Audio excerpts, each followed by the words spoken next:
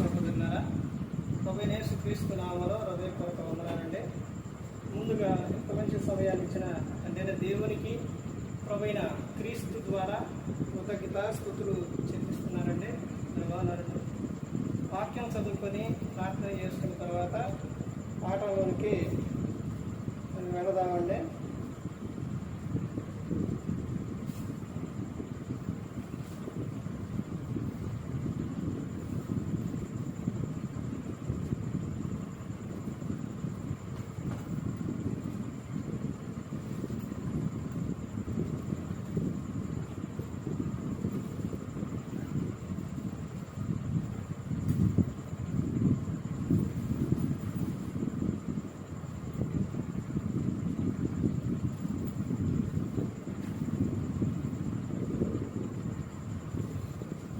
మత్తయి గారు రాసిన సువార్త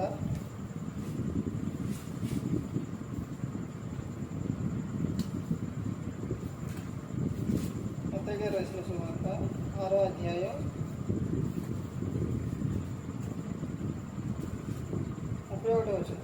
కాబట్టి ఏమి తిందుమా, ఏమి త్రాగుదామా, ఏమి ధరించుకుందామా అని చింతించదు. అన్యజనులు వీటన్నిటి విషయమై విచారించరు. ఇవన్నీ మీకు కావాలని మీ పరలోకపు తండ్రికి తెలియదు.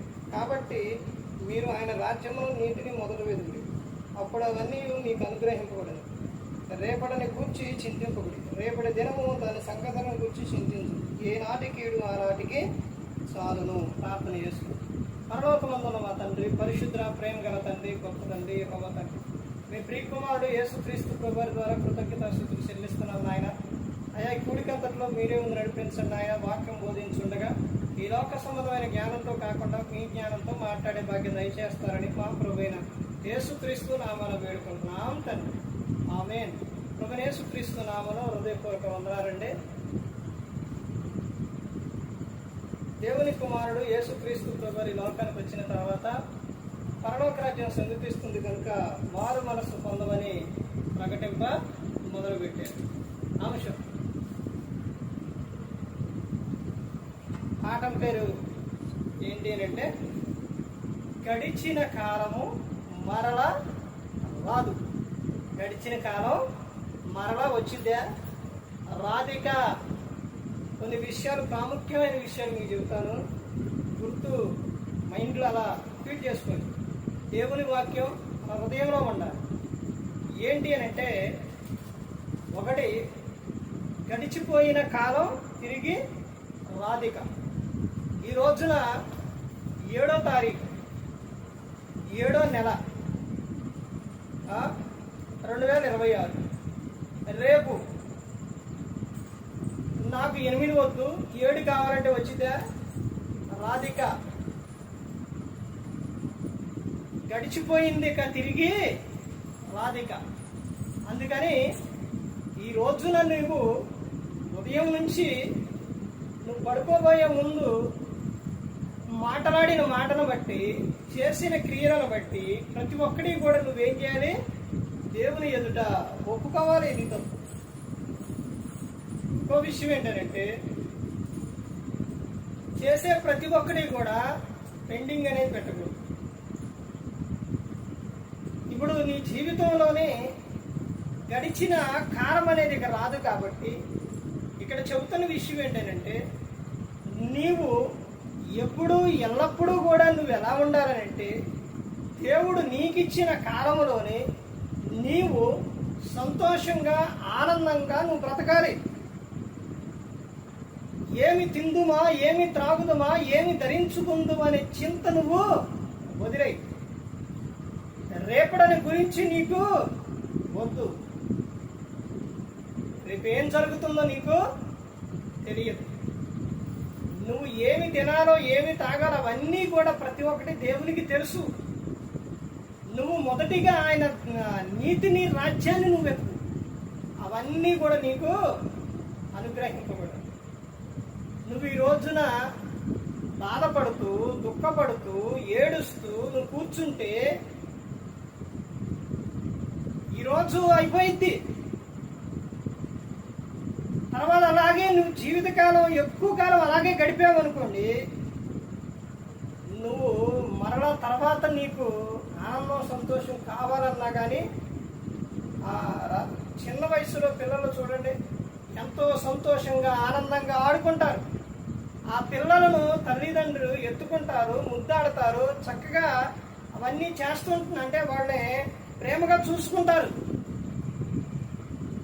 ఒక కాలం వచ్చేసరికి 5 సంవత్సరాలు అలా కాలం వచ్చేసరికి, అలా వయసు వచ్చేసరికి తల్లి ఏం చేసిద్ది?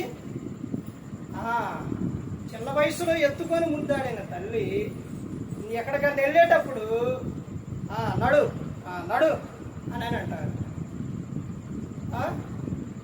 ప్రతి ఒక్కరూ కూడా అంతేనండి. ఇప్పుడు ఆ చిన్న వయసు ఆ కాలం మరలా రావాలి అని అంటే రాధిక.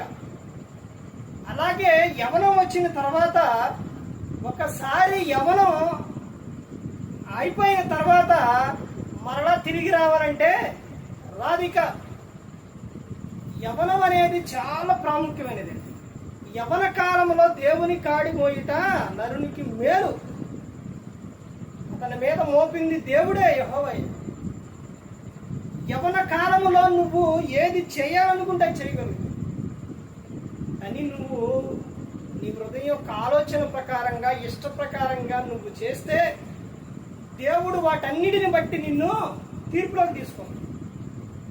యవ్వన కాలంలో నువ్వు దేవుని ప్రభువుకి అప్పగిస్తే నీ జీవితం బాగుంటుంది. యవ్వన కాలంలో నువ్వు శరీర కోరికలకు వెళ్ళిపోతే ఆ తర్వాత నీ జీవిత కాలం అంతా ఇదైపోతుంది. యవ్వనంలో నువ్వు నీ ఎలా ఉండాలి? దేవునందు, ప్రభువునందు మీరు ఆనందించాలి, ప్రభువునందు మీరు సంతోషించాలి. ప్రభువునందే ఉందండి సంతోషం. గడిచిపోయిన కాలం మరలా రాదు. అందుకని దేవుడు నీకిచ్చిన కాలంలో దేవుని కోసం బ్రతుకు. దేవుడిచ్చిన కాలంలో నువ్వు సంతోషంగా ఉండు, ఆనందంగా ఉండు. ఎప్పుడు కొంతమంది చూడండి బాధపడుతూనే ఉంటారు, దుఃఖపడుతూనే ఉంటారు, ఏడుస్తూనే ఉంటారు. నా బతుకెందుకు, నా బతుకెందుకు, ఈ బతుకెందుకని నువ్వు అంటూనే ఉంటావు. నీ కాలం వెళ్ళిపోతూనే ఉంటుంది. తారీఖులు వెళ్ళిపోతాయి, సమయం వెళ్ళిపోయిద్ది, రోజులు వెళ్ళిపోతాయి, అన్నీ వెళ్ళిపోతున్నాయి. ఈ రోజు గడిచింది అనుకోండి, మనం వెళ్ళిపోయే రోజు ఒక రోజు అయిపోయిందని అర్థం. మనకి ఇక్కడ దేవుడిచ్చిన ఈ కాలంలో ఒక రోజు అయిపోయిందని అర్థం. అంటే మనం వెళ్ళిపోవడానికి దగ్గర పడుతుందని అర్థం. రోజు రోజుకి అయిపోతుంది అని అంటే మనం ఈ లోకం విడిచి వెళ్ళిపోవాల్సిన సమయం దగ్గర పడుతుంది అనేది అర్థం. అందుకని గడిచిపోతున్న ఈ కాలంలోని నువ్వు ఏం చేయాలి అంటే నువ్వు దేవుని యందు భయభక్తులు కలిగి ఉండాలి, ప్రార్థన ఉండాలి, వాక్యం ఉండాలి, ఆయనతో సహవాసం కలిగి ఉండాలి. ఎందుకనంటే మనం ఈ లోకం విడిచిన తర్వాత ఆయనతోనే మనం ఉండబోయేది. మనం ఎవరనంటే దేవుని పిల్లలు, దేవుని స్వరూపంతో మనల్ని చేసుకో. అందుకని దేవునితో సహవాసం కలిగి ఉండాలి.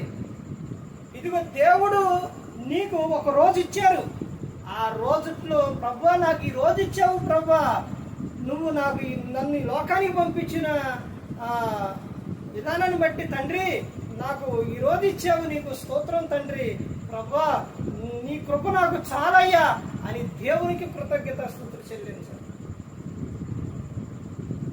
దేవుడు లోకానికి పంపించిండు, దేవుడు కాలం ఇచ్చిండు, దేవుడు సమయాన్ని ఇచ్చిండు, నేను నా ఇష్టానుసారంగా ఉపయోగిస్తాను, నాకు ఇంకా చాలా సమయం ఉందలే అని అనుకుంటాను. మేము ఒక రోజు గడిచిపోయింది అని అంటే మరలా తిరిగి రాధిక నీకు కావాలన్న రాధిక ఈ 7వ తారీఖు 7వ నెల మరలా నీకు కావాలంటే వచ్చిద్దా? 2026 కావాలి, మరలా ఈ కావాలంటే వచ్చిద్దా? రేపు 8, 9 రోజులు వెళ్ళిపోతూనే ఉండే, మన వయసు అయిపోతూనే ఉంది, మన సమయం అయిపోతూనే ఉంది. ఈ రోజు నీకు 10 సంవత్సరాలు, తర్వాత ఇంకో సంవత్సరం ఇస్తే 11 సంవత్సరాలు. అంటే దేవుడిచ్చిన ఆయుష్కాలం తగ్గిపోతూనే ఉందన్నమాట. అర్థమవుతుందండి? మనం వెళ్ళిపోయే సమయం దగ్గర పడుతూనే ఉంది. అందుకని దేవుడిచ్చిన ఈ కాలంలోనే మనం ఈ లోకంలోనే ఆయన యందు భయభక్తులు కలిగి ఉండాలి.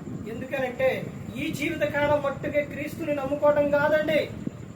ఎందుకనంటే శాశ్వతమైన లోకం ఉంది, పరలోకం. ఆ లోకం చేరడానికే ప్రతి ఒక్కరూ కూడా సిద్ధపడి ఉండాలి. క్రైస్తవులు ఒక గురి ఏంటి అని అంటే భూలోకం కాదండి, పరలోకం. ఈ భూలోకంలో ఓర్పు సహనం ఎన్ని నువ్వు కలిగి ఉన్నప్పుడు ఎవరైనప్పటికీ ప్రతి ఒక్కరు కూడా వాళ్ళు నిన్ను చూసి మారుతారు. చాలా మంది ఎందుకు స్టేటస్ లో ఆ పుట్టువులు, ఎందుకు స్టేటస్ లో వాక్యాలు, ఎందుకు స్టేటస్ లో ఏం పని పాటలేదు, స్టేటస్ లో ఎలా పెడుతున్నారని అంటున్నారు చాలా మంది. అలాగే చాలా మంది తెలిసినట్టు అంటున్నారు. అలాగే అలా పెట్టంగా ప్రతి ఒక్కరు కూడా తెలుసుకుంటున్నారు వాక్యము. ఆ తర్వాత ఇదిగో మేము కూడా ఇలా సహాయం చేయాలి పిల్లలకు, అనాథ పిల్లలకు అని కూడా చాలా మంది తెలుసుకుంటున్నారు. ఏమండి, ఒకటి చేసే ప్రతి ఒక్కటి కూడా దేవుని మహిమార్థం అయ్యి దేవునికి మహిమకరంగా దీవెనకరంగా ప్రతి ఒక్కరు కూడా చేయాలి. కానీ మన గొప్ప కోసం, మన హెచ్చు కోసం మనం చేయకూడదండి. మనం చేసే ప్రతి ఒక్కటి కూడా దేవునికే మహిమ రావాలి. గ్రంథంలో చెప్పినట్టే మనం చేయాలి. ఆ విధంగా నడిచే వారిగా ప్రతి ఒక్కరు కూడా ఉండాలి. దేవుడు నీకు ఈ రోజు ఇచ్చిండు, ఈ రోజంతట్లో నువ్వు సంతోషంగా ఉండు, ఈ రోజంతట్లో దేవుని స్తుతించు, ఈ రోజంతట్లో నువ్వు హ్యాపీగా ఉండు. మరలా ఈ రోజు గడిచిపోతే మరలా రేపు నీకు ఇంకొక రోజు వచ్చిన ఆ రోజు కాలంలో మరి ఈ రోజు గడిచిపోయింది, అయిపోయింది. ఆ రోజులో ఎలా ఉన్నావు, ఈ రోజంతట్లో నువ్వు ఎలా ఉన్నావు ఒక్కసారి ఆలోచించు. ఏ విధంగా ఉన్నావు నువ్వు ఒక్కసారి ఆలోచించు. రేపటి దినాన రేపు ఏం జరిగిద్దో నీకు తెలియదు.